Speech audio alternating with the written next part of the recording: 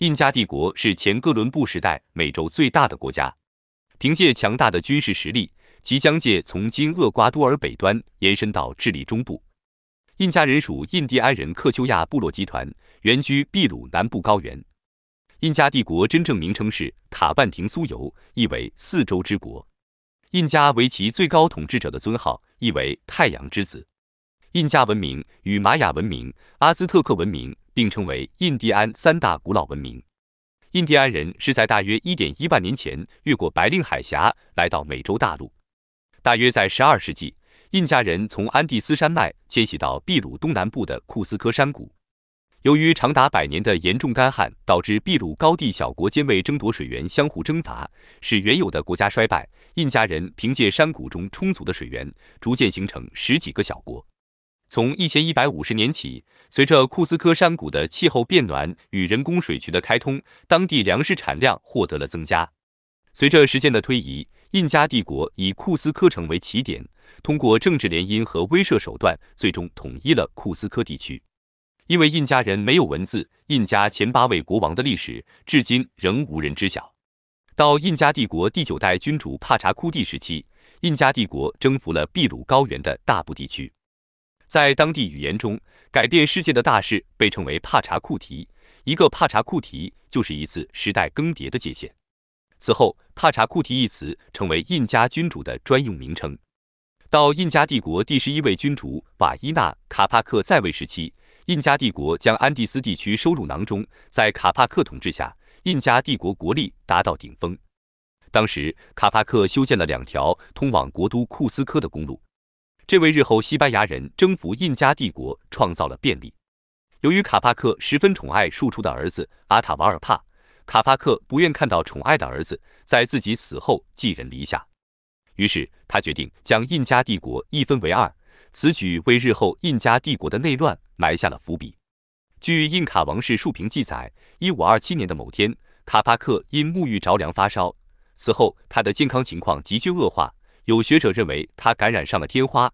当时西班牙人已来到太平洋东岸一带活动，卡帕克自知时日不多，他向身边的亲属及官员说，西班牙人可能就是印加传说中上天派来的征服者。在卡帕克去世后的最初几年里，2兄弟还能做到和睦相处，但阿塔瓦尔帕的持续对外扩张引起了哥哥瓦斯卡尔的警觉。瓦斯卡尔派使臣要求对方以基多王的名义向自己称臣。因为印加帝国并没有制定明确的继承法规，因此一直和父亲在北部生活的阿塔瓦尔帕声称父亲在世时就将王位传给了自己。由于阿塔瓦尔帕的部下都是多年跟随父亲南征北战的老兵，最终阿塔瓦尔帕取得了这场血腥战役的胜利。印加帝国惨烈的内战为西班牙殖民者皮萨罗征服该国创造了便利。皮萨罗原是一位西班牙贵族的私生子，这导致皮萨罗早年生活非常贫困。然而，皮萨罗抓住了大航海时代的机遇。1502年，他跟随尼古拉斯·德奥万多的远征船队前往美洲探险。奥万多抵达目的地后，残酷地镇压了印第安人的反抗，这对皮萨罗起到了示范作用。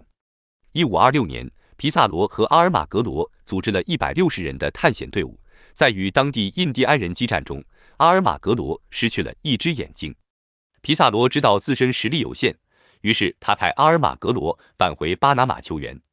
巴拿马新任督军却拒绝为这场昂贵的探险提供任何帮助，并命令皮萨罗返回巴拿马。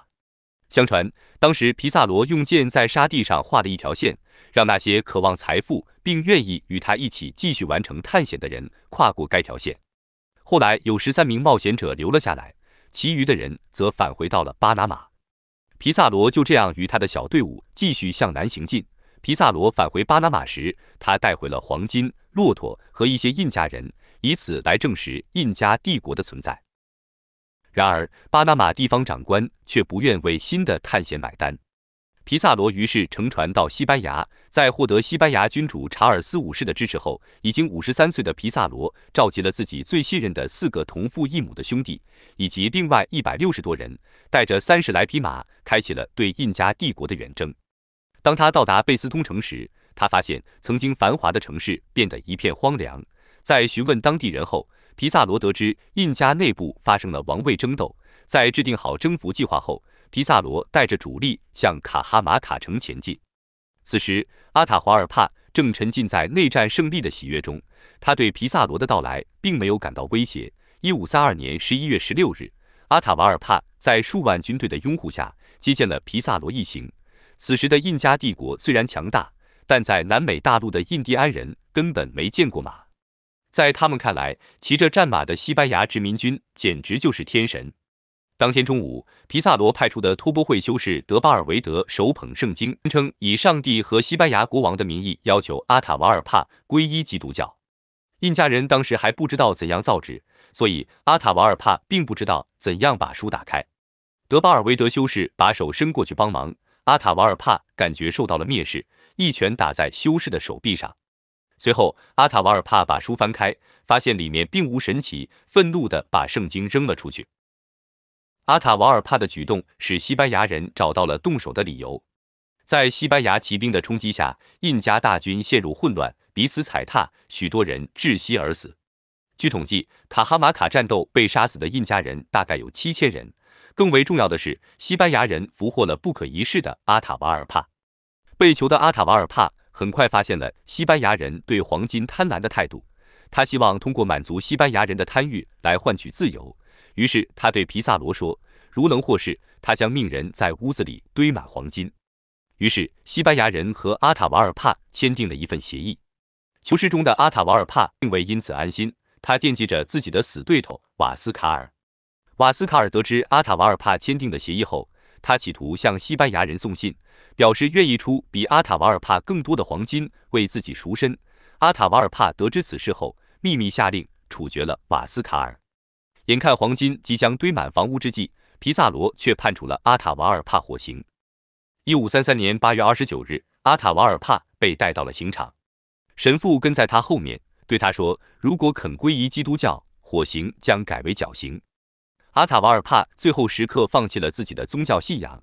皮萨罗在摧毁了印加文明的同时，还将欧洲的疾病带到南美，导致大量原住民死亡。为了便于管理，皮萨罗在阿塔瓦尔帕死后，先后拥立了多位印加君主。1536年，由于皮萨罗的弟弟强占了王后，忍无可忍的第15代印加国王卡帕科二世发动了起义。起义被镇压后，曼科逃至欧砚台。他手下的名将基佐依靠梯田顶端的落差优势，击退了西班牙军队。由于欧砚台附近缺乏耕地，曼科被迫撤退到丛林中的比尔卡班巴，建立了新的印加王国。1537年，由于分赃不均，跟随皮萨罗的将领阿尔马里奥发动了反叛。皮萨罗虽然处决了阿尔马里奥，但后者的追随者还是在1541年刺杀了皮萨罗。到1544年，一个谋杀了皮萨罗的士兵逃到比尔卡班巴请求收留，却趁机杀害了卡帕克二世。此后，西班牙殖民者又立了3代傀儡。到1572年，西班牙任命的总督托雷多借口使臣被杀，派兵进攻了比尔卡班巴，印加第19位国王阿马鲁被迫弃城而逃。尽管很多人相信卡马鲁是无辜的，托雷多仍然决定将他处决。托雷多由此失去了西班牙国王的信任。1581年，他被召回西班牙，并被囚禁起来。在西班牙统治时期，由于掌握印加文化的祭司阶层遭到清洗，这导致印加文化的断层。更严重的是，西班牙人带来的疾病，导致在西班牙人抵达后半个世纪内，印加核心区域的人口从700万下降到不足50万。印加帝国覆灭后，民间一直相传，在苍茫的安第斯山脉中隐藏着一座神秘的印加古城。1911年，耶鲁大学教授宾汉姆率领的考古队发现了著名的马丘比丘城。马丘比丘的用途目前依然是一个谜，这吸引了无数旅行者前来朝拜。1981年，美国考古学家经文森特里认为，距离库斯科西北约100英里的伊斯皮里图大草原上的遗迹是比尔卡班巴遗址。不过，许多秘鲁人认为比尔卡班巴依然长眠在丛林之内。